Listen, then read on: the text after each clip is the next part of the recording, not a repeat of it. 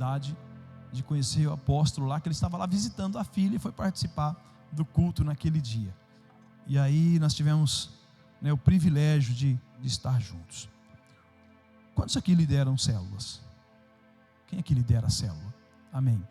Quem aqui ainda não lidera, mas pretende liderar? Quem aqui? Glória a Deus, amém. Eu quero hoje compartilhar com vocês. Acho que tudo que eu falo lá na nossa igreja, que tudo que a gente vai fazer, eu trabalhei 25 anos de pedreiro, e eu não consegui entender como uma pessoa consegue fazer uma parede torta. Se você vai usar o prumo, faz certinho. Vai esticar uma linha, segue a linha. O camarada coloca uma linha lá e depois ele sai fora da linha. Que propósito que tem nisso? Agora, eu tenho isso para mim também na igreja. Para que liderar um ano inteiro e chegar no final do ano não colher frutos do que fez? Fazer por fazer. Entende, queridos? Deus está nos dando uma nova oportunidade de fazermos de novo. Isso é graça, irmãos, Isso é infinita misericórdia da parte de Deus, não é verdade? Deus está nos dando a oportunidade de fazer de novo e fazer melhor para a glória do Senhor Jesus, Ninguém colhe resultados diferentes fazendo as mesmas coisas. A gente já ouviu isso aí, essa frase é bem batida, mas é uma verdade, Ninguém vai colher resultados diferentes fazendo a mesma coisa, amém? Quem está, hoje estava ali conduzindo a gente ali, é o Vinícius é meu genro, ele é pastor junto comigo lá também, e lidera o nosso ministério de adoração lá também, e outras áreas da nossa igreja também, tá? Pastorei uma linda igreja em Novo Horizonte, Novo Horizontino agora, cadê os palmeirenses aí? Tem palmeirense aqui? Novo Horizontino, 2 semanas, atrás aí, Palmeiras foi lá e tomou uma lapada lá do Novo Horizontino. Mas não é sempre que isso acontece não, sou filho de Novo Horizonte, morei 10 anos na cidade de São Carlos, me converti na primeira igreja batista de São Carlos, voltei depois de convertido para Novo Horizonte, falei para vocês que trabalhei muitos anos na construção civil, e Deus me chamou ao ministério nessa igreja onde eu estou hoje, faz 22 anos que nós somos membros dessa mesma igreja, e há 13 anos eu pastoreio a igreja Batista Betel em Novo Horizonte. E Deus sempre faz infinitamente mais do que pedimos e pensamos. Eu estudei, por exemplo, eu fiz o seminário em Santa Fé do Sul, então eu passava nessa rodovia aqui, direto, que o meu seminário era interno, 15 dias em janeiro e 15 dias em julho, e quando uma certa ocasião eu estava passando aqui na rodovia, falando com Deus, e aí eu vi Deus mostrando para mim um povo, e eu falei: Deus, eu sei que eu sou pequeno, eu sei que eu sou leigo, mas eu sei também que em algum lugar existe um pequeno rebanho de 15 pessoas precisando ser amada, e eu quero amar essas pessoas. Eu quero, como trabalhei muitos anos na construção civil, eu quero construir uma igreja nesse lugar, eu quero reformar essa igreja, e fui falando com Deus, e eu jamais imaginaria assim, que Deus me daria um rebanho com mais de 1000 ovelhas, Hoje nós temos 55 células, para a glória do Senhor Jesus. Nós construímos uma igreja não para 15, 20, 30, mas nós terminamos a primeira fase para 1.200 pessoas, e a segunda fase dessa igreja vai ser para 1.700 pessoas. Então assim, isso pode acontecer numa cidade de 42 mil habitantes? Se o Espírito Santo de Deus soprar, vai acontecer. Amém, queridos? Não é a gente, é favor de Deus, é graça de Deus. Então quando a gente se coloca para fazer aquilo que Deus nos chama, e a gente ama a obra do Senhor, e faz com alegria, mesmo que às vezes gemendo, não é verdade? Está gemendo, mas está dando glória a Deus, não é? Tem muitas lutas, sim, tem, mas também tem muita alegria. Então assim, eu quero desafiar você a ser perseverante. Eu vim hoje aqui à tarde, eu quero dar algumas dicas para você. Eu tenho o privilégio também de participar de algumas imersões. Não sei quantos aqui já viram falar das imersões na primeira igreja batista de Marília, lá do pastor Domingos Jardim. Deus moveu um grande avivamento, ali. Então ali eu acredito que já passou mais de 30 mil líderes, na primeira igreja batista de Marília, só para vocês terem noção do que Deus estava fazendo ou está fazendo em Marília.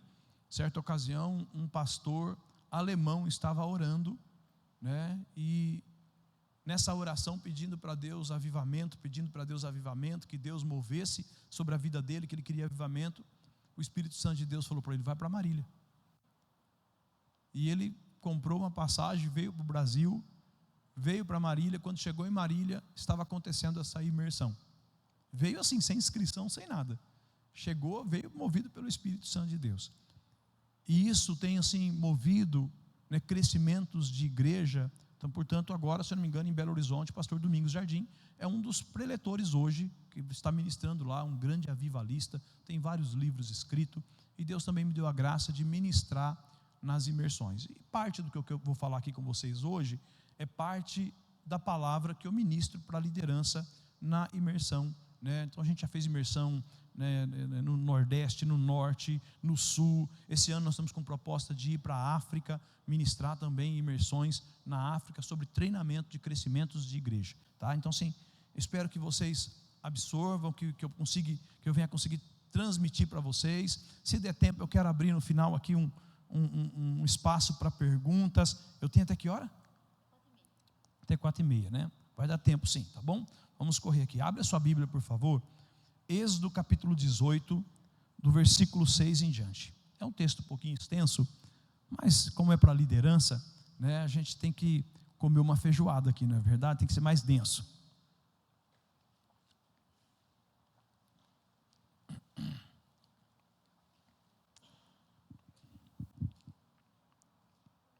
Enquanto você está abrindo aí, né, eu preparei 2 palavras, mas a palavra da noite, sabe quando o Espírito Santo de Deus, antes de falar com o povo, fala com a gente, né? Ontem à tarde, na hora que eu estava no meu gabinete, né, preparando a palavra, terminei, eu falei: uau, obrigado, Jesus, obrigado por essa palavra, porque ministrou profundamente o meu coração, e eu acredito que vai ministrar também o de vocês, tá? Êxodo 18, versículo 6 em diante. E Jetro mandou dizer-lhe: eu sou o sogro, eu, seu sogro, Jetro, estou indo encontrá-lo, e comigo vão sua mulher e os seus 2 filhos. Então Moisés saiu ao encontro do sogro, curvou-se e o beijou. Trocaram saudações e depois entraram na tenda. Então Moisés contou ao sogro tudo quanto o Senhor tinha feito a Faraó e aos egípcios, por amor a Israel, e também todas as dificuldades que tinham enfrentado pelo caminho, e como o Senhor os livrara. Jetro alegrou-se ao ouvir todas as coisas boas que o Senhor tinha feito a Israel, libertando-o das mãos dos egípcios. Disse ele: bendito seja o Senhor, que os libertou das mãos dos egípcios e do faraó, que livrou o povo das mãos dos egípcios. Agora sei que o Senhor é maior do que todos os outros deuses, pois ele os superou exatamente naquilo de que se vangloriavam. Então Jetro, sogro de Moisés, ofereceu um holocausto e sacrificou a Deus. E Arão veio com todas as autoridades de Israel para comerem com o sogro de Moisés na presença de Deus. No dia seguinte, Moisés assentou-se para julgar as questões do povo, e este permaneceu de pé diante dele desde a manhã até o cair da tarde. Quando o seu sogro viu tudo o que ele estava fazendo pelo povo, disse: que é que você está fazendo?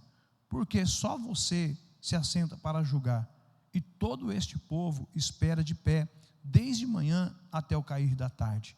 Moisés lhe respondeu: o povo me procura para que eu consulte a Deus. Toda vez que alguém tem uma questão, esta me é trazida, e eu decido entre as partes e ensino-lhe os decretos e leis de Deus. Respondeu o sogro de Moisés: o que você está fazendo não é bom. Você e o seu povo ficarão esgotados, pois esta tarefa lhe é pesada demais. Você não pode executá-la sozinho. Agora, ouçam-me. Eu lhe darei um conselho, e que Deus esteja com você. Seja você o representante do povo diante de Deus, e leve a Deus as suas questões. oriente-os quanto aos decretos e leis, mostrando-lhes como devem viver, o que devem fazer. Mas escolha dentre todo o povo homens capazes, tementes a Deus, dignos de confiança e inimigos do ganho desonesto. Estabeleça-os como chefe de 1000, chefe de 100, de 50 e de 10. Eles estarão sempre à disposição do povo para julgar as questões. Trarão a você apenas as questões difíceis, as mais simples decidirão sozinhos. Isso tornará mais leve o seu fardo, porque eles o dividirão com você. Se você assim fizer, e se assim Deus ordenar, você será capaz de suportar as dificuldades, e todo este povo voltará para casa satisfeito. Moisés aceitou o conselho do sogro e fez tudo como ele tinha sugerido. Escolheu homens capazes de todo Israel e colocou-os como líderes do povo, chefes de 1000, de 100, de 50 e de 10. Estes ficaram como juízes permanentes do povo. As questões difíceis levavam a Moisés, as mais simples, porém, eles mesmos resolviam. Então Moisés e seu sogro se despediram e este voltou para a sua terra. Feche seus olhos e peça para que Deus fale com você. Pai, obrigado, Senhor amado, pela tua palavra, Senhor, que já foi liberada sobre esse ambiente, que ela possa ganhar mente, corações, emoções. Senhor, eu peço que toda restrição, Senhor, tudo aquilo que não provém de Ti, caia por terra agora, que os Teus filhos sejam ministrados, que o coração deles, ó Pai, estejam abertos, sensíveis, para ouvir a Sua voz. Pai, no nome santo de Jesus, eu oro a Ti e peço a Ti a bênção do Senhor sobre cada um de nós nesta tarde, no nome santo de Jesus. Amém. Amém, queridos? Às vezes tem palavras que você vai ouvir e uma frase vai ser suficiente para mudar, né, o rumo daquilo que você está fazendo para Deus, tá? Então assim, fique atento, né, no decorrer da ministração, tá bom? Encontramos no conselho de Jetro a estrutura de liderança que permitiu que muitas igrejas nos dias atuais alcançasse e pastoreasse, né, muitas pessoas, milhares, né, de pessoas, tanto no Brasil quanto no mundo. Então a gente vai ver que essa estrutura celular, chefe de 1000, chefe de 500, chefe de 100, chefe de 10, né, e toda essa estrutura de pastoreio, que é muito importante. As causas simples eles resolvem e as causas mais difíceis vai até você. Então a gente vai ver que essa estrutura, né, ela permitiu que muitas igrejas crescessem. Isso começa, esse movimento celular, ele é um movimento novo, mas nós não acreditamos que é algo novo criado para os dias de hoje, mas é um resgate daquilo que o próprio Senhor Jesus edificou, uma igreja no templo e nas casas. Uma igreja que tinha uma estrutura com liderança, com representantes, com responsáveis, e o mais importante de tudo, esses líderes, né, por exemplo, hoje nós temos 55 casais de líderes liderando os pequenos grupos da nossa igreja.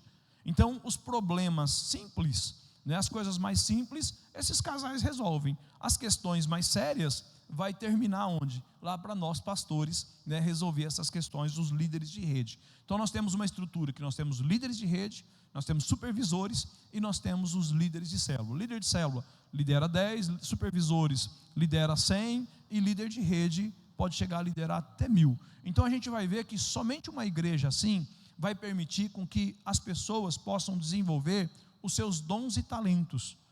Deus deu dons e talentos, o Espírito Santo de Deus deu dons e talentos para todos aqueles que creem em Jesus Cristo como Senhor e Salvador. Então todos nós temos, mas o que a gente vê numa igreja tradicional? Que as pessoas têm uma cultura de vir, sentar, participar do culto e ir embora. São pessoas que têm os seus dons e talentos atrofiados. Também tem, mas não desenvolve. Não desenvolvem porque não quer? Não desenvolve porque a estrutura não permite. Né? Por exemplo, por muitos anos na nossa igreja, e quando eu cheguei na nossa igreja, nós tínhamos em torno de 60 irmãos, né? Congregavam já nessa igreja em torno de 60 irmãos, e havia um grupo que era a diretoria e aqueles irmãos que lideravam os ministérios. 10 anos depois, a igreja já estava com 200 irmãos, né? Mas o grupo que estava à frente liderando ainda era o mesmo, e todos aqueles outros 140 que a gente havia alcançados para o Senhor Jesus, estavam sentados no banco somente como espectadores. Então nós vemos que essa estrutura é uma estrutura que permitiu igrejas crescer e pastorear com saúde e levar ao desenvolvimento dos dons e talentos de cada cristão, que é o quê? É o sacerdócio universal de cada um de nós, tá? A descentralização da liderança, as características que os líderes devem ter e estrutura hierárquica que garantiu o pastoreio, mesmo que uma igreja de centenas ou milhares de membros, o texto é rico. Quando a gente olha para esse texto, a gente vai ver que ele é um texto que vai trazer muita informação. Só que a gente sabe também que tem muitas igrejas que estão plantando a célula, também tem o desejo de crescer, também tem o desejo de viver essa explosão, e não acontece. Por que não acontece? É aí que eu quero entrar com você nesse texto. Moisés fez tudo o que o seu sogro aconselhou para fazer? Sim ou não? Fez. Mas por que não deu certo? Porque esse texto a gente sabe que ele montou uma liderança de 1000, ele montou uma liderança, uma estrutura, né, de 500, de 100, de 10, mas nós sabemos que toda essa geração morreu no deserto. O que aconteceu? Entende, queridos? Então a gente vai ver que às vezes não basta somente ter boa vontade. E aí eu coloquei algumas características que nós vamos olhar aqui, e a gente vai aprender um pouquinho aqui com aquilo que é positivo e negativo, né? Porque se nós não tivermos algumas características, né, bem alinhada com o modelo que Deus espera, que Deus quer se mover nele, a gente só vai estar fazendo uma réplica ou uma cópia, né, daquilo que está acontecendo em outros lugares, porque nós não estamos trazendo a essência, né? Às vezes a gente traz uma estrutura, a gente traz uma metodologia, entende? A gente começa a fazer, mas não a essência que tem por trás. Perguntaram para o pastor chamado Bill Hybels, ele tem William Becker, perdão, ele tem um livro chamado A Segunda Reforma. Perguntaram para ele: será que os grupos pequenos que estão dando certo na Coreia do Sul vai dar certo aqui no Brasil? Aí ele respondeu com uma outra pergunta: será que os grupos pequenos que nós fazemos aqui no Brasil daria certo na Coreia do Sul? Entende, queridos? Porque tem uma essência. O que eles conseguiram captar e desenvolver lá é uma vida de intimidade profunda e comunhão profunda com o Espírito Santo de Deus. Às vezes nós montamos uma estrutura, mas não mudamos a mentalidade. E eu vou falar um pouco sobre isso. Porque o que não dá certo é que é fácil para a gente montar uma estrutura, como Moisés fez. Moisés teve dificuldade para montar uma estrutura. Ele já chamou os líderes de 1000, chamou os líderes de 100, chamou os líderes de 500, chamou os líderes de 10. Está pronta a estrutura, daqui para frente, valeu, está tudo certo. Só que se nós olharmos, né, vai ter um ponto que eu vou falar sobre isso, o último tópico que eu vou ministrar aqui, é que esses homens, existem pessoas que dizem sim para o ministério na igreja, dizem sim para o trabalho na igreja, mas dizem não para a intimidade e comunhão com o Espírito Santo de Deus. Esse foi o problema. Êxodo capítulo 19 e capítulo 20 a gente vai ver isso. No capítulo 20 o povo disse: Moisés, nós não queremos que Deus fale conosco, fale você conosco. Entende, queridos? Eles estavam dispostos a liderar, mas não estavam dispostos a entrar na nuvem. Liderar sem a presença, irmãos, é arrogância. Liderar sem o Espírito Santo é dizer que você é melhor do que Jesus, porque Jesus no final de todos os dias subiu o monte. E às vezes a gente quer liderar, mas não quer colocar o rosto no chão, não quer se apresentar diante de Deus, não quer ter uma vida de intimidade e comunhão com o Senhor. É dizer, Jesus precisou do Espírito Santo de Deus para fazer a sua obra. Eu faço a obra sem o Espírito Santo de Deus. Então, assim, sem o Espírito Santo de Deus, não vai acontecer.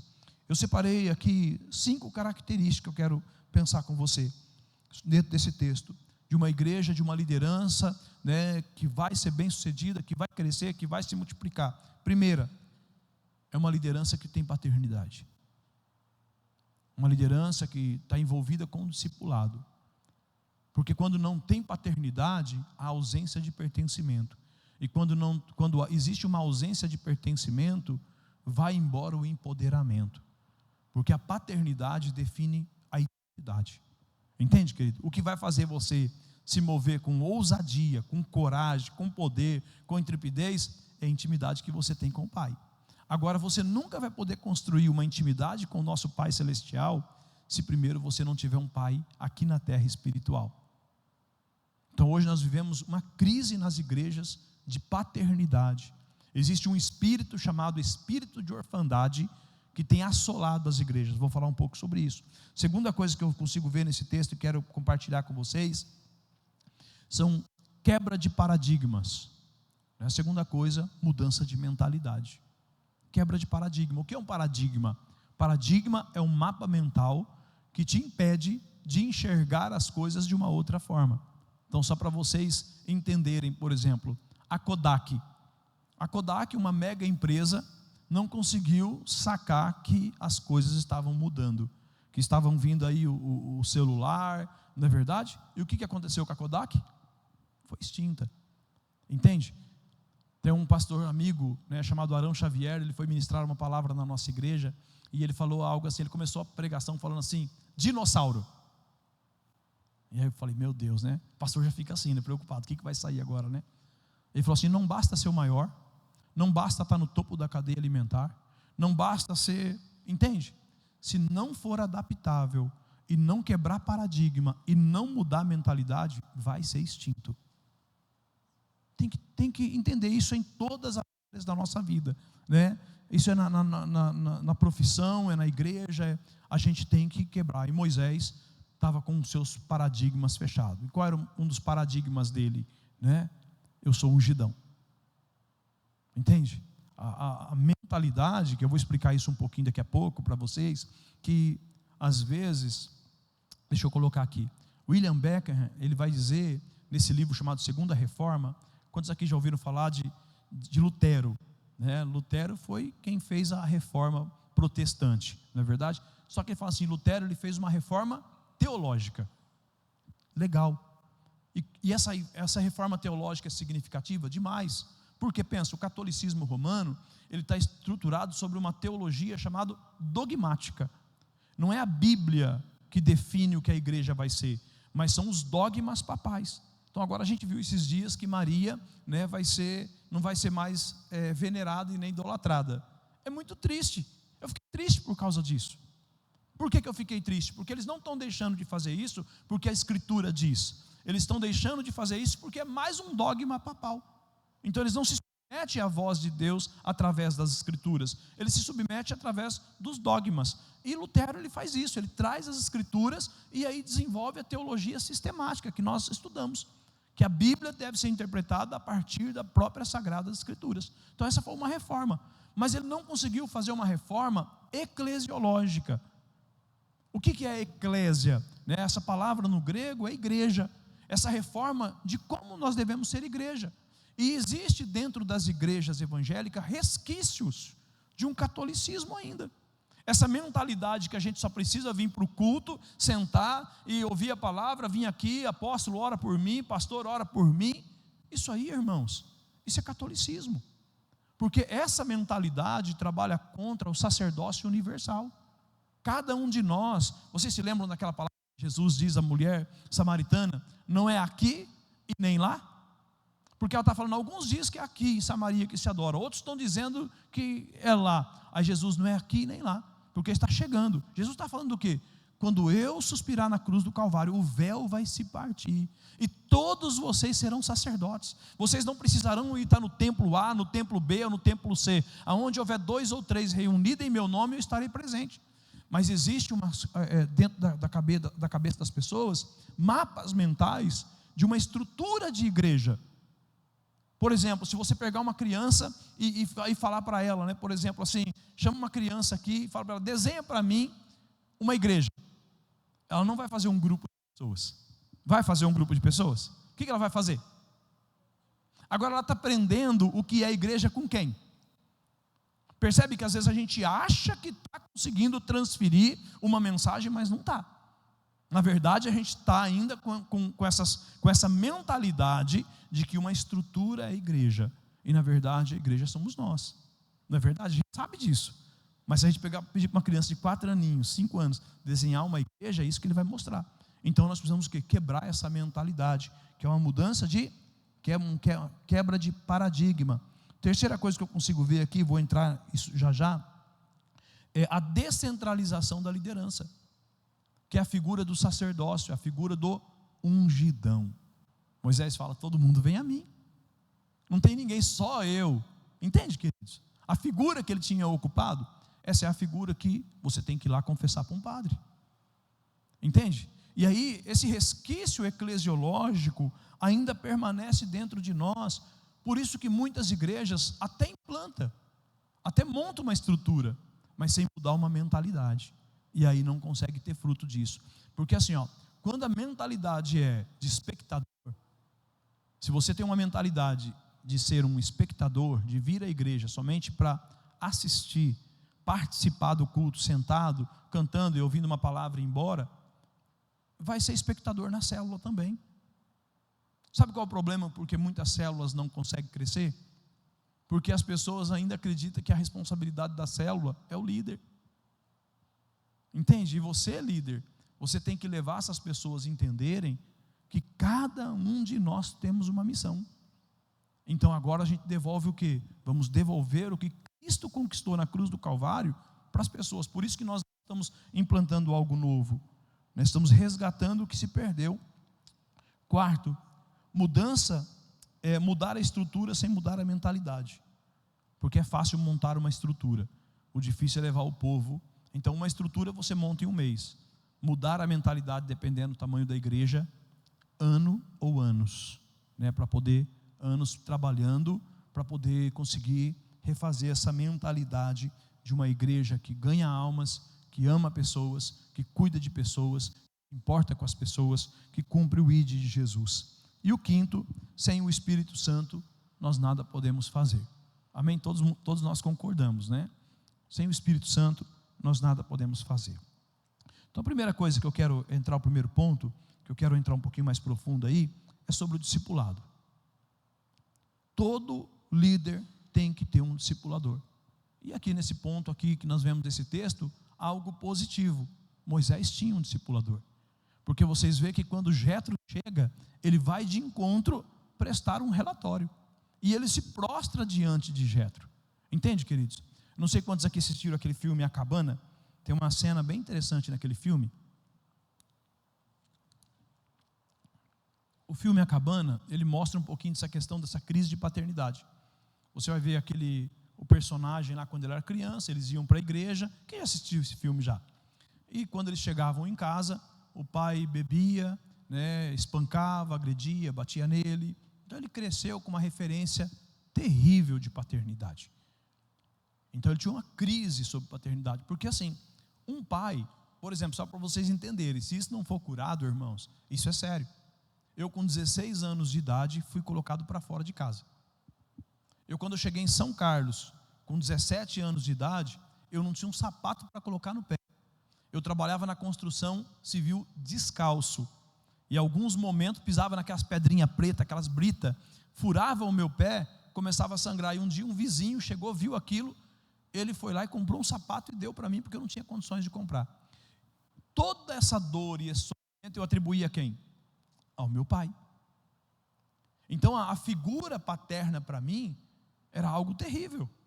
Entende, queridos? Até que eu entreguei a minha vida para Jesus e alguém começou a exercer essa figura, essa restauração dessa figura paterna. Por quê? Tem pessoas que conseguem se relacionar com Deus Criador, Deus Senhor, Deus isso, Deus aquilo, mas quando fala Deus Pai, ele não quer. Porque ele tem uma ferida na sua identidade quando se trata da paternidade. Vocês se lembram lá quando, por exemplo, Davi, ele vence lá o gigante, Saul pergunta o quê? Quem é o pai desse menino? Porque muito do que nós somos e as nossas vitórias vai falar do lar de onde a gente veio. Mas também muitos dos nossos fracassos vai falar do lar de onde a gente veio. E nós conhecemos a história de Moisés, que é muito ensinado até na escola bíblica dominical, não é verdade? Ele foi adotado pela filha do faraó. E é interessante que levou 40 anos para ele se tornar um príncipe. E para ser um príncipe, uma figura materna, até dá certo. Mas para se tornar um libertador de Deus, tem que ter uma figura paterna.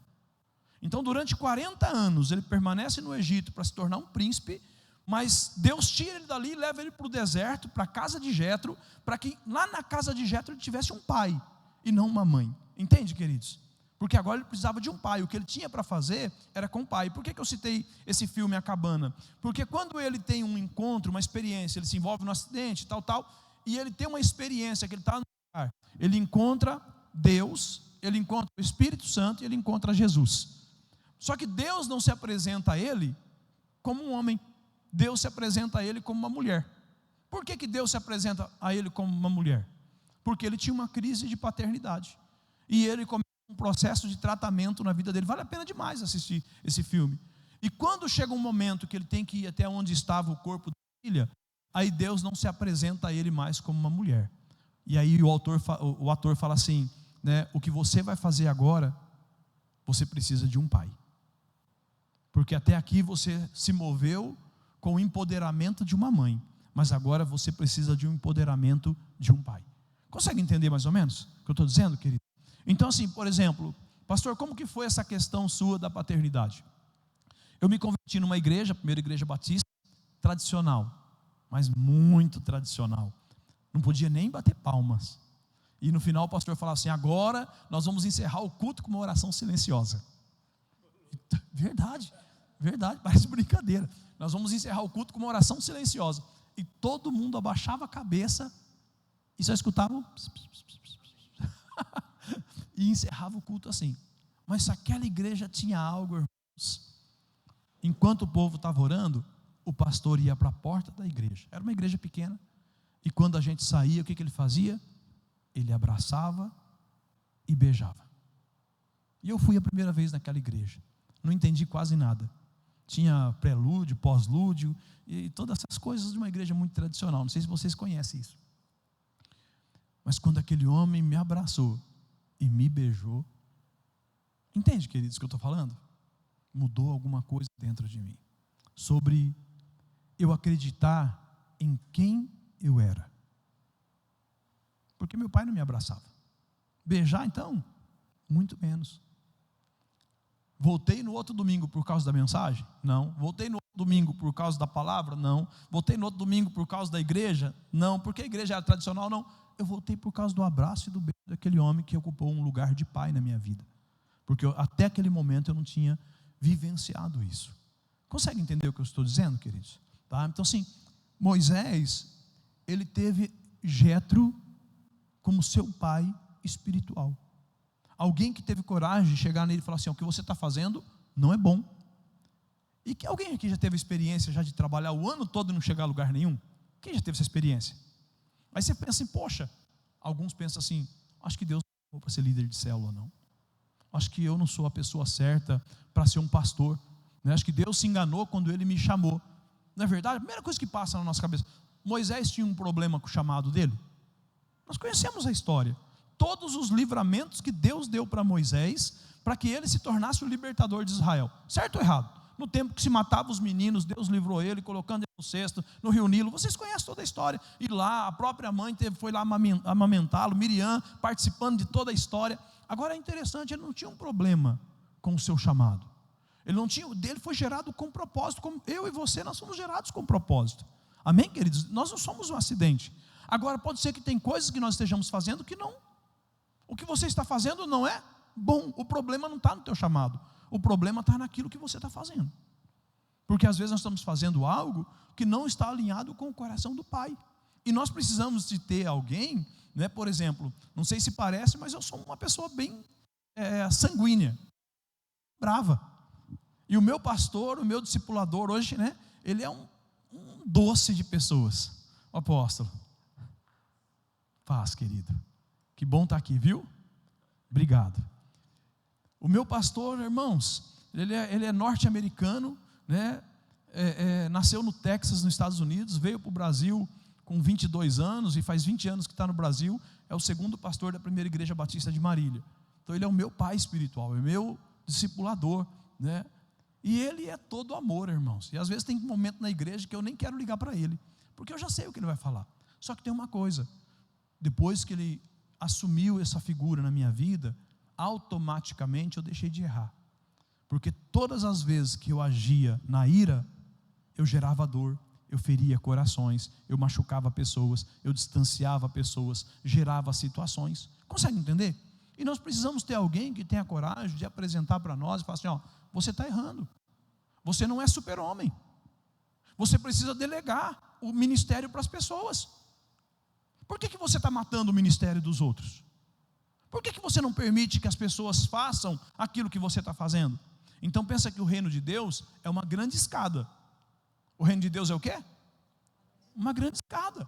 Agora, irmão, se você não subir mais um degrau, quem vem junto com você não pode ocupar o degrau que você está. As pessoas também querem crescer, as pessoas também querem frutificar, as pessoas também querem desenvolver. Mas, se nós não tivermos um pai para que alinhar o nosso ministério, alinhar a nossa vida, porque tem gente que quando é corrigido fica bravo. Quando o líder chega nele, o supervisor chega nele e fala: querido, olha, vocês estão orando pela célula? Você está recebendo as pessoas na porta da casa, você está fazendo não é bom. Entende? Essa célula precisa mudar a dinâmica dela. E a gente tem que estar abertos para poder ouvir, receber essa direção. E a gente vai ver que Moisés não ofereceu resistência àquilo que o seu pai espiritual estava dizendo a ele. Ele estava totalmente aberto à palavra que Moisés, seu sogro Jetro, estava dizendo. Quando nós falamos sobre paternidade, né, nós poderíamos ler muitos textos, mas não dá tempo. Mas só para a gente pegar pelo menos um texto aqui para colaborar. Olha o que diz o Evangelho de Mateus, capítulo 4, versículo 3. Diz assim: o tentador aproximou-se dele e disse: se você é filho de Deus, manda que esta pedra se transforme em pães. Vocês conhecem o texto. É interessante que quando Jesus estava no deserto e ele é tentado, como que Satanás ele é sutil para tentar Jesus no ponto forte e no ponto fraco. Porque o diabo é sempre assim, irmãos. Se ele não te pega no ponto forte, ele vai tentar pegar você no ponto fraco. Se ele não te pega no ponto fraco, ele vai tentar pegar você no ponto forte. Vocês se lembram lá daquela passagem aí do profeta jovem e o profeta velho? E aí você vai ver toda uma situação, como o diabo foi tentando pegar ele, tentando, não conseguiu, até que arrumou um momento, usou um ponto fraco, que era usar um profeta caído para poder conduzir ele à morte. Agora, o que Satanás usa aqui? Qual era o ponto forte de Jesus? Quem pode me ajudar? Qual era o ponto forte de Jesus? Filho de Deus, paternidade. Não é verdade? Esse é o ponto forte de Jesus. Qual era o ponto fraco de Jesus? A fome. 40 dias sem comer. Se tu és o filho de Deus, transforma essa pedra em pão e coma. Por que ele diz, se tu és o filho de Deus? O que ele estava tentando implantar no coração de Jesus? Dúvida a respeito da sua identidade. Entende, querido? Porque um homem sem identidade, sem paternidade, ele é um homem sem pertencimento. Então a gente está vendo as igrejas hoje, um monte de pessoas dizendo sim para a liderança, mas que não consegue permitir que os seus líderes toquem nesse espírito de orfandade, porque existe órfãos de pais vivos e existe órfãos de pais mortos, e o órfão de pai vivo é pior do que um órfão de pai morto. Entende? Porque um órfão de pai morto, ele lida com a ausência, lida com o vazio, lida com a saudade.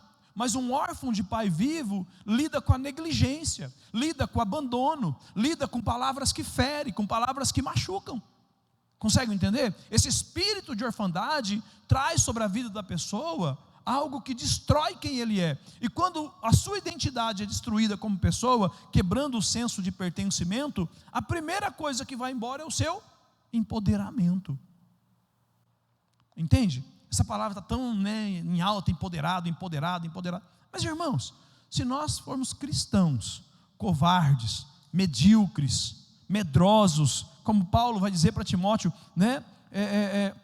você não recebeu um espírito de medo, porque medo é um demônio que opera na vida das pessoas. Agora, quem esse demônio vai conseguir fazer com que elas tenham vontade de desistir, tenham vontade de parar, acha que não consegue, pessoas que vivem uma crise de paternidade. Amém, queridos? Então deixa eu dizer para você, para algumas coisas a figura de uma mãe serve, para outras somente a figura de um pai. Por isso que 40 anos para se tornar um príncipe e mais 40 anos para se tornar um libertador. Para se tornar um príncipe ele precisou de uma mãe, mas para se tornar um libertador ele passar pela paternidade, precisou passar pelo treinamento de um pai. Amém, queridos? Então essa é a primeira coisa que eu quero ver com você nesse texto. Então líderes, amém? Líderes têm que ter paternidade, tá? Então não sei como que vocês trabalham, depois se vocês quiserem, a gente pode abrir um pouquinho aí, como a gente trabalha essa estrutura de paternidade dentro da nossa igreja, tá bom? Vamos lá, segunda coisa, vocês conseguiram entender? Amém? Tá? Então a vida de Moisés apresenta 40 anos no palácio, 40 anos no deserto, 40 anos no palácio com uma mãe e 40 anos no deserto com a figura de um pai. Amém, queridos? Tá? Segunda coisa, paradigmas que levam ao fracasso. Tá? Então nós vamos ver pessoas que não conseguem mudar a mentalidade e nem quebrar os paradigmas, a tendência delas é falharem. Olha o que diz aqui, por exemplo, versículo 12, capítulo 18, versículo 12. Então Jetro, sogro de Moisés, ofereceu um holocausto, versículo 13. No dia seguinte, Moisés assentou-se para julgar as questões do povo, e este permaneceu de pé diante dele, desde a manhã até o cair da tarde. Quando o seu sogro viu tudo o que ele estava fazendo pelo povo, disse: que é que você está fazendo? Porque só você se assenta para julgar, e todo o povo espera de pé, desde manhã até o cair da tarde. Moisés lhe respondeu: o povo me procura, para que eu consulte a Deus. E essa mentalidade aqui, né, de Moisés, é a mentalidade que estabelece, que eu disse para vocês já agora na introdução, que às vezes só uma pessoa é que vai ter acesso a Deus, só uma pessoa é que vai conseguir levar, né, e estabelecer essas questões, né, de liderança. Então a gente precisa acreditar, irmãos, que todos podem liderar. Amém? Amém, queridos? Todos podem liderar, todos, porque todos receberam dons, todos receberam o Espírito Santo de Deus. E se nós lideramos porque achamos que temos uma oratória melhor, se nós lideramos porque achamos que temos uma formação, se nós lideramos, está tudo errado, irmãos. Nós somos líderes hoje pela infinita misericórdia do Senhor Jesus. É ou não é verdade? Que Ele colocou o seu Espírito em nós e nos capacitou. Que diferença que tem do Espírito que está sobre uma pessoa sobre uma pessoa que foi batizada com o Espírito há 50 anos e o Espírito que está sobre uma pessoa que foi batizada há 1 ano? Não é o mesmo Espírito? Pode ser que a maturidade seja diferente, é outro assunto, mas sobre a questão do Espírito Santo é a mesma. Então vamos lá. Paradigmas são mapas mentais e nos impedem de enxergar as coisas de forma como são. Então paradigmas, eles nos limitam. Vocês conhecem aquela passagem de Agar, que deixa o filho debaixo de um arbusto, se distancia 300 metros, que era o tiro de uma flecha, e ela se senta e começa a chorar, para não ver o filho morrendo, e aí o anjo aparece lá e fala para ela: tem um poço ali. Quando a gente se prende num paradigma, a gente vai morrer do lado de uma fonte de água, porque nós ficamos cegos e não conseguimos enxergar o óbvio, porque esse paradigma nos impede de enxergar. Amém? Moisés não tinha um problema em seu chamado. O seu fracasso não estava ocorrendo devido ao engano a respeito do seu chamado. O seu fracasso era devido à forma que ele estava fazendo, porque acha que tem que ser assim, não pode ser mudado, né? E aí a gente começa o quê? Se lembram que eu falei um pouquinho sobre os resquícios do catolicismo romano? Que às vezes nós passamos por por uma reforma teológica, mas não uma reforma eclesiológica. Então, a mentalidade do nosso povo, elas vêm para a igreja evangélica, mas elas carregam um resquício ainda de uma mentalidade, de uma figura. E o duro é quando a liderança começa a alimentar essa mentalidade, né? Existe uma síndrome chamada de síndrome da árvore grande. Você já entrou no meio de uma grande mata e aí você encontra uma árvore gigante lá no meio da mata? Você vai perceber que debaixo dela não nasceu outra árvore, porque ela sufocou. Existem líderes que não promovem, existem líderes que sufocam. Entende? O líder, ele é um facilitador. Um líder, ele promove, um líder se coloca do lado de alguém com dificuldade, né? Quando eu liderava a célula, por exemplo, não era ainda pastor da igreja, tem um jovem na nossa igreja que chama, o nome dele é Renê. Veio do Ceará, menino muito simples, mas uma bênção. E ele começou a ir na minha célula, e eu pedi para ele, falei, você faz edificação hoje da célula? E ele falou assim, eles me chamam de Joe, tá? Ele falou, Joe, eu não sei se eu vou dar conta de fazer. Eu falei, não, vai dar certo sim, você vai fazer, vai ser uma bênção, e eu vou estar lá do teu lado, tal. E o nosso supervisor era um médico, homem muito culto, né? E aí, naquele dia que ele ia fazer a edificação, quem que chega na célula para fazer a supervisão? O doutor. E aí o pessoal começou lá, o quebra-gelo e tal, aí ele veio, encostou em mim e falou assim, semana que vem eu faço a edificação. Eu falei, não, querido, você vai fazer, já está pronto, já está no teu coração, e eu estou aqui do teu lado. Se der alguma coisa errada, entende, querido? Como sair de uma igreja de 120 irmãos para uma igreja de mais de 1000, como liderar, como cuidar, como fazer um negócio desse? Acreditando em pessoas, delegando, investindo, amando, empoderando, ocupando o lugar de pai, dizendo, eu estou com você, vai dar certo, vai ser bênção. Entende? Quando você começa a ocupar esse lugar de líder e produzir essa segurança, não para você se mostrar que é o... Entende? Porque eu conheço, eu tenho pastores amigos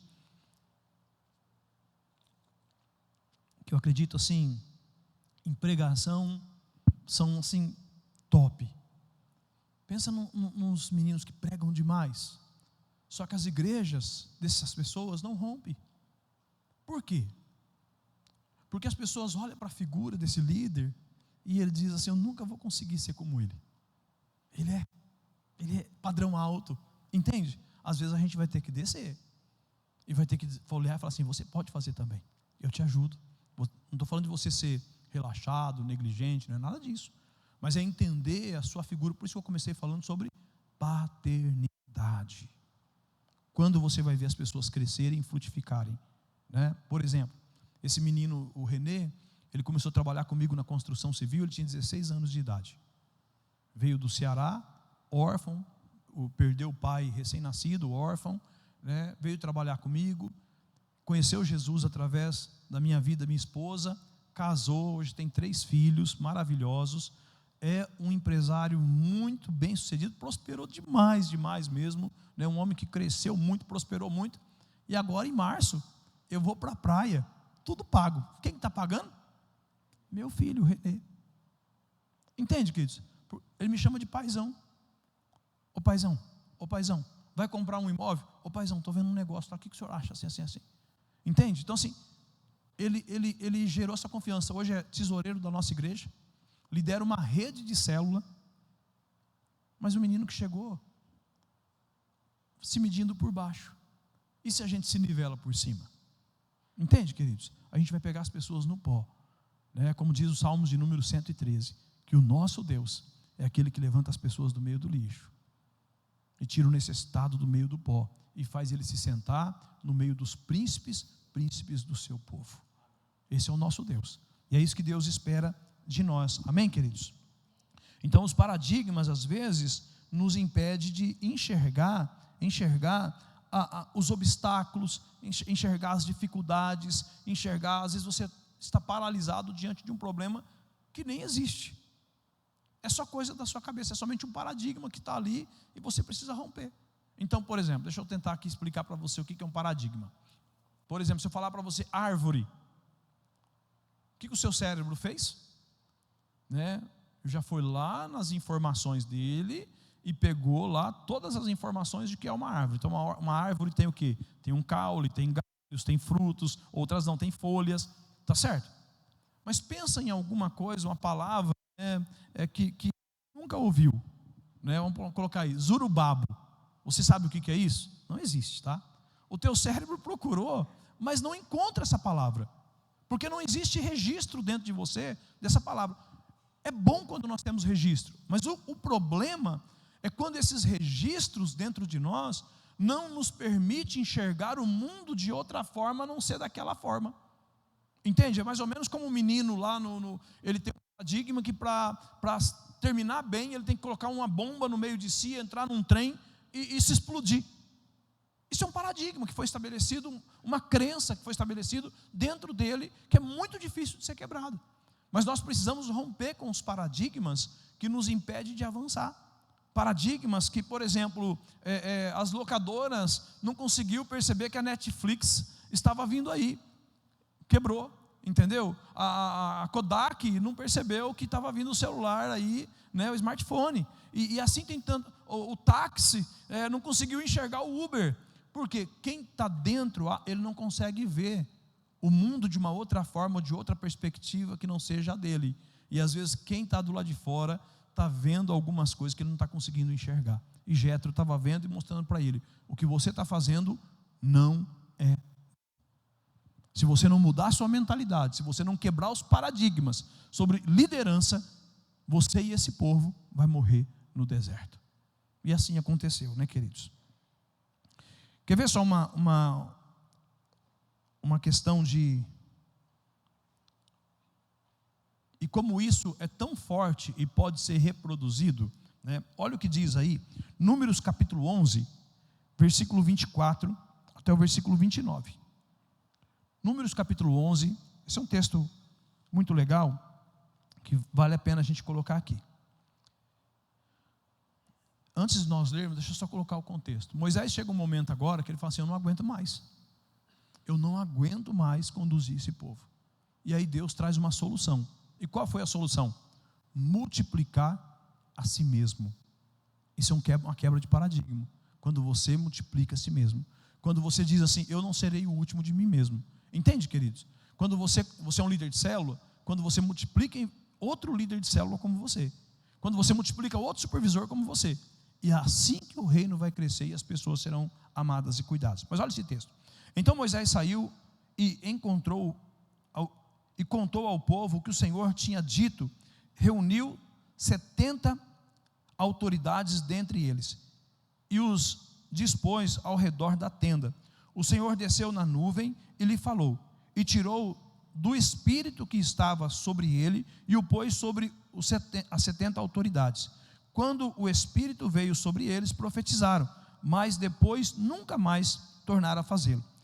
Entretanto, 2 homens, chamados Eldade e Medade, tinham ficado no acampamento. Ambos estavam na lista das autoridades, mas não tinham ido para a tenda. O Espírito também veio sobre eles e profetizaram no acampamento. Então certo jovem correu e contou a Moisés, Eldade e Medade estão profetizando no acampamento. Josué, filho de Num, que desde jovem era auxiliar de Moisés, interferiu e disse, Moisés, meu senhor, proíbe-os. Olha que interessante esse texto. Por que ele fala proíbe-os? Né? Quando eles veem que aqueles homens também começam a fluir com o mesmo nível profético, com o mesmo mover do Espírito Santo, Josué achou ruim. Por que ele estava achando ruim? Porque ele já era uma cria de Moisés. Entende, querido? Ele achava que aquilo ali não era para pessoas comuns, era só para eles. E aí olha o que Moisés agora, depois que sofreu e aprendeu, rompeu os paradigmas, olha o que Moisés diz no versículo 29. Mas Moisés respondeu, você está com ciúmes por mim? Quem dera todo o povo do Senhor fosse profeta, e que o Senhor pusesse o seu espírito sobre eles. Lá em Êxodo 18, só Moisés se movia. Agora Moisés está dizendo, quem dera se todo o povo fosse como eu. Quem dera se todo mundo profetizasse, quem dera se todo mundo pastoreasse, quem dera se todo mundo fizesse isso. Mas é interessante, quando a gente olha aqui, a gente vê Josué resistindo. Por que ele estava resistindo? Um paradigma que tinha sido implantado por quem? Um mapa mental sobre verdades que eles acreditavam sobre aquele assunto, sobre liderança. Por isso seu sogro diz o quê? Moisés, o que você está fazendo não é bom, e isso vai levar você ao fracasso. Terceiro, desconstruir a visão do ungidão, né? É quando a pessoa concentra tudo em si. William Becker, em seu livro A Segunda Reforma, ele vai trabalhar essa questão, né? E ele vai falar isso muito claro, né? Sobre essa visão que nós precisamos nos despreender dessa teologia dogmática do catolicismo romano. Porque o que eles fizeram? No ano 320 depois de Cristo, surgiu as primeiras catedrais. Então Jesus não edificou uma igreja no templo, irmãos. Jesus ele não edificou uma igreja. A Bíblia vai dizer que ele se reunia no pátio do templo e nas casas. Mas no ano 320 vem Constantino, o imperador, ele levanta líderes para a igreja, constrói catedrais e começa a proibir as reuniões livres, porque ele começou a manipular, dominar e manipular a igreja. E no ano de 1500 nós passamos pela reforma teológica, mas não eclesiológica, porque ainda predomina na cabeça de 80% das comunidades evangélicas o templismo. E muitas igrejas evangélicas hoje criticam igrejas de grupos pequenos. Existe uma igreja mais saudável do que uma igreja de grupos pequenos? William Becker, ele conta algumas histórias sobre a figura da igreja em grupos pequenos. Por exemplo, um país no Oriente Médio, né, passou por uma ditadura, e antes da ditadura, alguns missionários norte-americanos foram para esse país e começaram um trabalho, e depois de 10 anos, eles tinham 5.000 membros naquele país. Passado 10 anos de ditadura, no período da ditadura, queimaram as igrejas, proibiram reuniões, não permitia cultuar o Senhor. O que o povo fez? Começou a se reunir nas casas e a cultuar o Senhor, porque eles não podiam reunir em templos, e começaram a se reunir de forma escondida nas casas. Quando caiu a ditadura, 10 anos depois, os menonitas, né, dos Estados Unidos mandaram alguns missionários para reunir os irmãos para ver o que tinha sobrado. E eles alugaram um estádio, um espaço muito grande, e para surpresa deles, começaram a anunciar, divulgar. No dia da reunião tinha mais de 50.000 pessoas que eram novos convertidos naqueles últimos 10 anos, sem uma estrutura de igreja, somente em grupos pequenos. Sabe onde a igreja mais cresce hoje no mundo? Na China. Porque na China houve agora um período que não podiam construir mais templo. Aí eles começaram a comprar áreas do lado, casa, e aumentar. Aí fizeram outro decreto que não pode reformar e nem aumentar templos. Aí eles começaram a se reunir nas casas e fazer das casas igreja. Aí fizeram outro decreto que não pode reunir nas casas mais do que 15 pessoas. E com isso, eles foram tirando a igreja de dentro das 4 paredes, levando para a casa das pessoas e forçando a multiplicação dessa igreja em grupos pequenos, que foi tomando a China toda. E o número de cristãos no país que mais cresce hoje é na China, por causa desses grupos pequenos. Tudo por quê? Porque quando nós quebramos essa figura, irmãos, do ungidão, né? Eu coloquei isso aqui assim, meio assim, né? Porque quando nós nos colocamos, como só vai acontecer se a gente estiver ali, né? Só vai acontecer se a gente estiver à frente, a gente começa a limitar a igreja, começa a limitar. Então, assim, o maior problema de muitas igrejas, o apóstolo está aqui, eu sou um líder também de uma igreja, muitos problemas de muitas igrejas começam no líder. Porque se o líder não conseguir entender, né, que os dons, talentos e ministérios que o Espírito Santo de Deus confiou a nós, para capacitação dos santos, nós fomos chamados para afiar, nós somos chamados para desenvolver, nós somos chamados para empoderar, nós somos chamados para enviar, nós somos chamados para que os discípulos de Cristo Jesus entendam o seu papel e cumpram o propósito. Amém? Quarto, manter a estrutura sem mudar a mentalidade. E aqui fica parecendo que é até redundante, mas é um dos problemas que a gente vê que acontece muitas vezes quando uma pessoa vai numa conferência e ele ouve sobre a igreja em célula, e ele recebe os dados dessa igreja em célula, ele vê o crescimento dessa igreja, aí ele faz o quê? Ele não transiciona a mentalidade, ele monta uma estrutura. Vai dar certo? Não, porque Moisés montou uma estrutura e eles morreram no deserto. É muito triste isso, né? Mas eles montaram uma estrutura. Olha o que diz aí, versículo 24 de Êxodo 18. Moisés aceitou o conselho do sogro e fez tudo como ele tinha sugerido. Escolheu homens capazes de todo Israel e colocou-os como líderes do povo, chefes de 1.000, de 100, de 50, de 10. Estes ficaram como juízes permanentes do povo. As questões difíceis eram levadas. Então aqui a gente vê que Moisés ele fez tudo certinho. Ele montou uma estrutura, mas ele não construiu uma mentalidade. Então existem líderes, irmãos, que às vezes estão dizendo, pessoas que estão dizendo sim para a liderança, mas dizem não para a capacitação. Então, por exemplo, agora, em fevereiro, nós começamos na nossa igreja um treinamento de 60 dias. Toda a liderança, os novos e aqueles que já estão liderando, porque a visão vaza, a gente vai se perdendo no meio do caminho, a gente começa algo extraordinário. Então o nosso ano lá, nosso tema desse ano lá é alinhamento, né? O slogan é voltando à essência. Então a gente vai voltar para a base da igreja primitiva, vai voltar a queimar o coração nos princípios de novo, porque a gente percebe que vai se perdendo. Mas algumas pessoas falam assim: não, pastor, eu posso liderar, mas eu não quero fazer treinamento.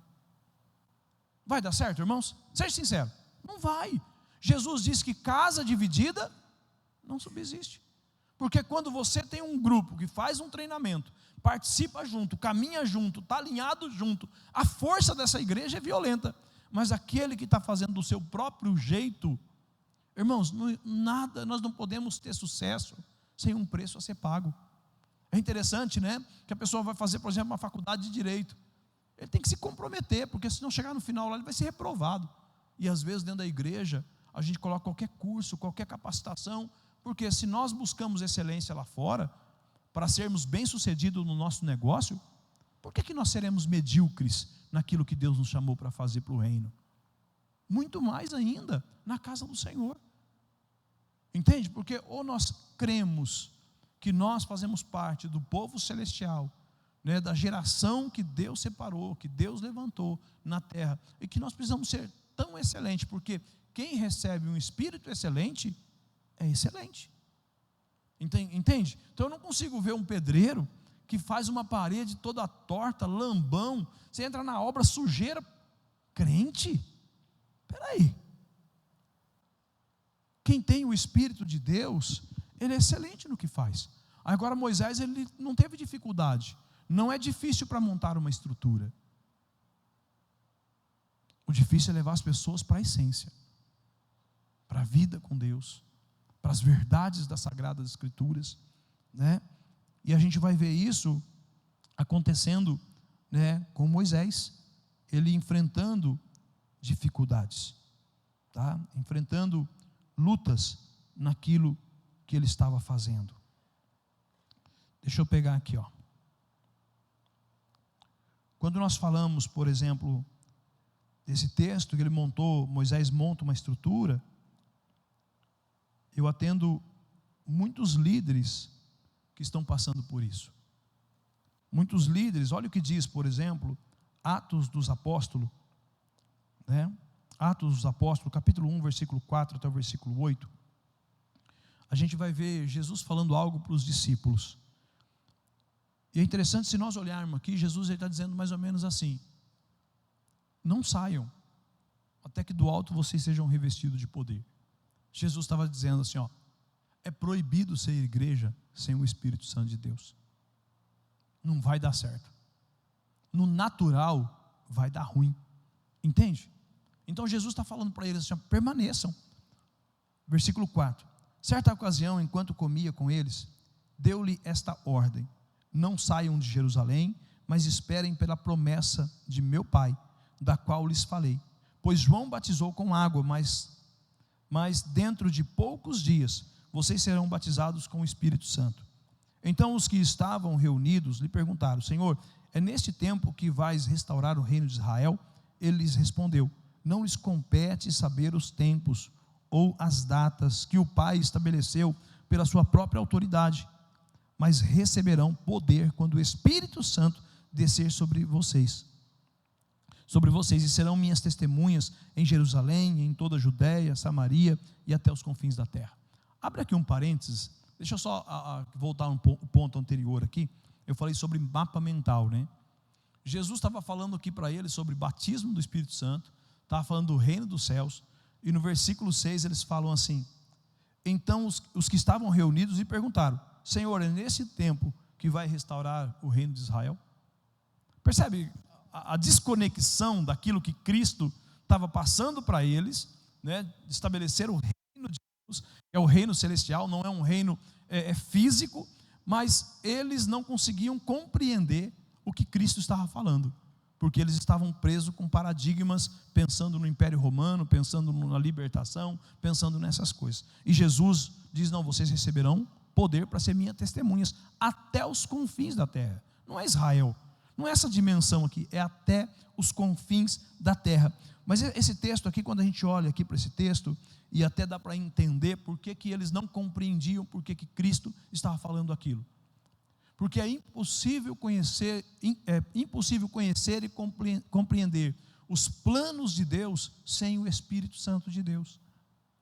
Paulo vai escrever em 1 Coríntios capítulo 2, né, que só pode discernir as profundezas de Deus aquele que tem o Espírito de Deus, porque o homem natural não pode discernir essas coisas, para eles são loucuras. E quando a gente olha para esse texto da palavra de Deus, a gente vai ver que Moisés, ele rapidamente monta uma estrutura, e aí a gente olha e fala assim: parece que vai dar certo. Agora tem o pastor, tem o supervisor, tem líder de rede, tem líder de célula, tem o pessoal que está nos grupos, mas aí passa um ano, não ganhou almas, não multiplicou, e a coisa não aconteceu, porque é só estrutura. Consegue entender o que eu estou dizendo, queridos? Porque sem o Espírito Santo de Deus, nós não vamos conseguir fazer.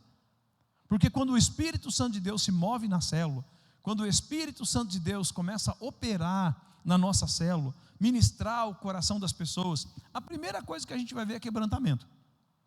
Quando a presença de Deus chega, né, e toma conta daquele lugar, porque um líder de célula bem sucedido é aquele que prepara o ambiente uma hora antes, entende? Ele vai lá, o pessoal faz isso, eles colocam as cadeiras, alguns colocam até uma cadeira lá, representativa, fala: Espírito Santo, essa cadeira aqui é sua, Espírito Santo, o Senhor não pode faltar da nossa reunião, e começa a orar, e ele começa a se recordar dos membros da célula, e começa a orar por cada um deles.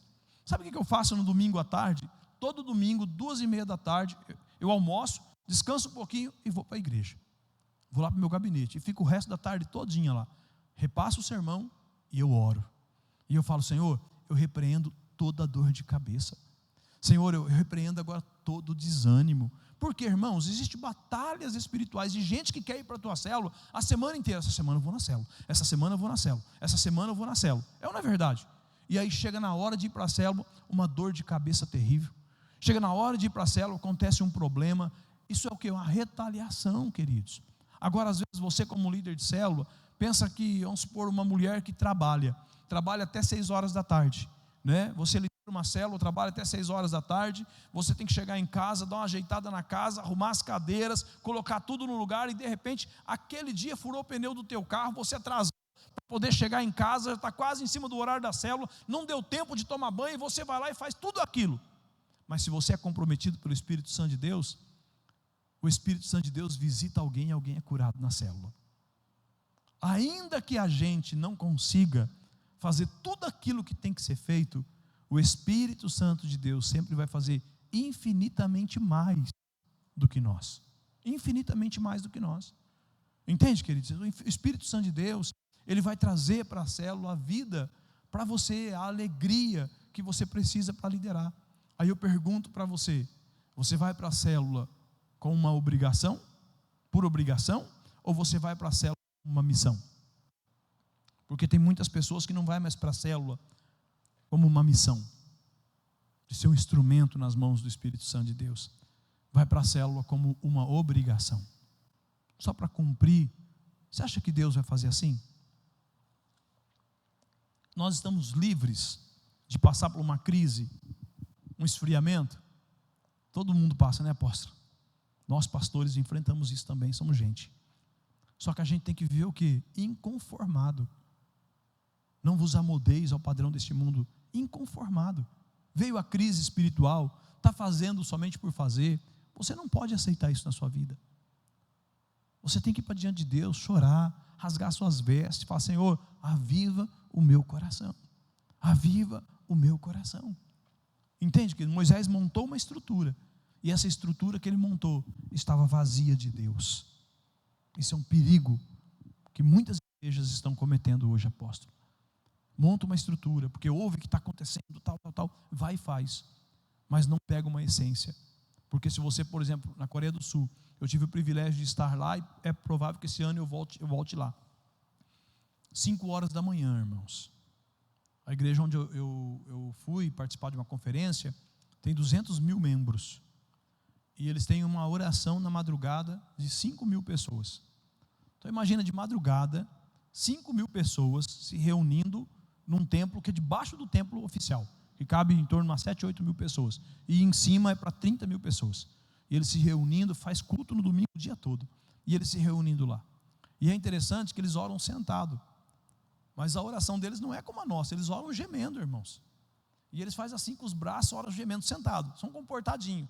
Aí o pastor lá bate um sino, e 5 horas da manhã bate um sino, todo mundo pode orar, aí o pastor lê um versículo bíblico, aí eles gritam, mas gritam forte mesmo: Shiô, Shiô, Shiô. E aí explode de novo, aquela oração, aquele fervor no meio do povo assim. Eles clamam 3 vezes: Senhor, Senhor. Entende, queridos? Um fervor, uma presença, um mover. E às vezes a gente vai para a célula, nem leu direito o sermão ou o esboço que vai ministrar na célula, nem se preparou, nem falou: Espírito Santo, eu dou o controle da minha célula para o Senhor, o que o Senhor quiser fazer hoje, o Senhor pode fazer. Não é verdade? Porque eu faço isso, Espírito Santo, se o Senhor quiser bagunçar o nosso culto hoje, o Senhor pode bagunçar. Entende? Se o Senhor quiser fazer alguma coisa diferente que eu estou colocando aqui, o Senhor pode fazer. O Senhor tem total liberdade. Toma o lugar que é teu na tua igreja.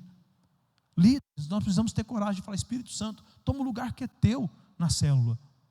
É teu lugar. É teu lugar de convencer as pessoas do pecado, da justiça e do juízo. É Ele quem convence as pessoas, irmãos. É por isso que as pessoas se convertem, porque há uma ação do Espírito Santo de Deus sobre a vida delas. Sem Ele nós não podemos fazer nada. E o 5º e último tópico aqui, para a gente encerrar: células sem o Espírito Santo são células que andam em círculos e morrem no deserto. Células sem o Espírito Santo, sem a presença de Deus, andam em círculos e morrem no deserto. Por que eu coloquei esse tema? Se Moisés colocou líder de 1000, líder de 500, líder de 100 e líder de 10, para você ser líder de 10, tem que existir um grupo de quantos? De 10. Então ele montou a estrutura celular. Mas nós sabemos que todo aquele povo morreu no deserto. Havia uma estrutura montada ali. Mas por que eles morreram no deserto? Andaram em círculo 40 anos e não conseguiram chegar aonde Deus queria levá-los. Por causa da sua rebeldia, por causa da sua dureza de coração, por causa de tantas outras coisas. Mas o que me deixa assim invocado é que eles disseram sim. Como é fácil dizer sim para a liderança. Como é fácil falar sim para liderar 1000. Como é fácil falar sim para liderar 500. Como é fácil falar sim. E como é tão difícil entrar na presença do Senhor. Entende, irmãos? Porque o texto vai dizer, olha o que diz no capítulo 19, versículo 10. Nós lemos capítulo 18, agora o versículo 19, capítulo 10. E quando nós chegamos aqui no capítulo 19, então nós entendemos que já tinha o líder de 10, líder de 100, líder de 500 e líder de 1000. Não é verdade? Já tinha essa liderança constituída. E olha o que diz aí. O Senhor disse a Moisés: vá ao povo e consagre hoje. Amanhã eles deverão lavar as suas vestes e estar prontos no terceiro dia, porque nesse dia o Senhor descerá sobre o monte Sinai, à vista de todo o povo. Estabeleça limites em torno do monte e diga ao povo: tenham o cuidado de não subir ao monte e de não tocar na sua base. Quem tocar no monte certamente será morto, será apedrejado ou morto por flechadas. Ninguém poderá tocá-lo com a mão, seja homem, seja animal, não viverá. Somente quando a corneta soar um toque longo, eles poderão subir no monte. Então o que Deus fala para Moisés? Levantou a liderança, Deus fala agora: Moisés, prepare o povo, manda eles se santificarem, manda eles lavarem as vestes. Eu vou descer no monte, por um período de dia eles não podem se aproximar, não podem tocar. Se tocar vai morrer, seja homem, seja mulher, seja animal, vai morrer. Mas quando a trombeta soar, de forma longa e extensa, eu estou abrindo a porta para eles entrarem. E quando chega no capítulo 20, olha o que diz, Êxodo 20, versículo 18, quando chega a Êxodo capítulo 20, versículo 18, vendo-se o povo diante dos trovões e dos relâmpagos e do som da trombeta e do monte fumegando, todos tremeram, assustados, e ficaram à distância. É interessante que eles disseram sim para liderar 1000, eles disseram sim para liderar 500, eles disseram sim para liderar, mas na hora de entrar na presença, eles preferiram ficar à distância. Deus pode usar líderes que querem ter um relacionamento com Ele à distância? Sim ou não? Deus não vai fazer, irmãos. Entende?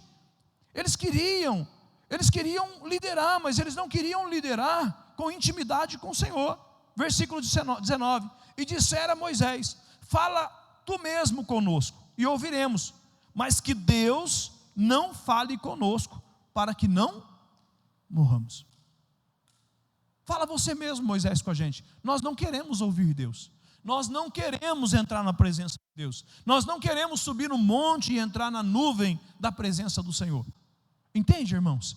E isso tem acontecido com muita igreja que monta estrutura, antes de entender que sem o Senhor nada nós podemos fazer.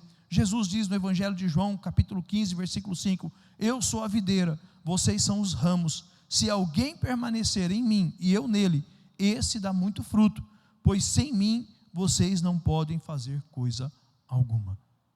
Aquele que permanece no Senhor dá muito fruto, mas sem o Senhor nós nada podemos fazer. Jesus disse: não saiam de Jerusalém, até que do alto vocês sejam revestidos de poder.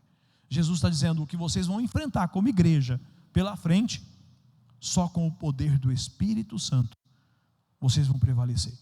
Não tem como nós prevalecermos, irmãos, na força do argumento, não tem como prevalecermos na força da intelectualidade, não tem como.